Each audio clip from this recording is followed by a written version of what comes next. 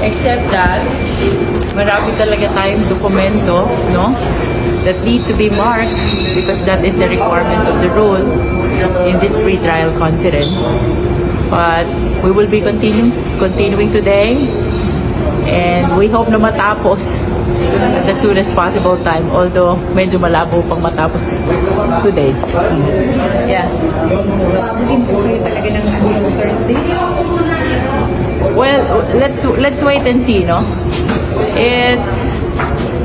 It's because it needs to be checked by the defense, every piece of evidence, before we are able to mark. And for documents evidencing payments alone, it's thousands. So natatagalan po, not because of arguments, but because of The process of marking. volume din po. Yes, it needs to be compared. Initially, we asked that if it is possible, one marking for common exhibits. But the defense denied that. No, kasi as has been previously shared to the media, maraming exhibits ang prosecution na adopted ng defense. So, we requested na marking of common exhibits, meaning isang exhibit, doon na magmamark parehas.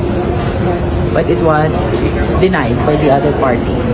So, what's gonna happen is, separate marking yung sa prosecution, separate marking yung sa defense, even if they pertain to the same document. Ma'am, regarding witnesses, meron bang witnesses ang prosecution na inalmahan na ng defense?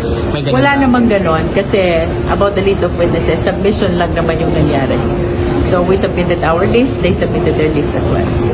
Although as previously pronounced also, marami ding witnesses ng prosecution na listed also in the list of witnesses of the defense. Ma'am, smooth naman kahapon, wala namang tensions between the prosecution and the As defense? far as I know, smooth naman. Okay? Expect today, ma'am, kasi sabi ko kahapon umabot po ito ng Thursday. Actually, we are hoping to finish at the soonest possible time. Kaya lang, the reality is, voluminous ang documents, most especially in confidential funds. And like what I have shared earlier, no? Notwithstanding the fact na mayroong common documents and notwithstanding the fact that we requested for marking of common documents, one document by prosecution and by defense, the defense did not agree to that. So ang mangyayari, separate marking, separate documents, kahit parehas naman sila. What is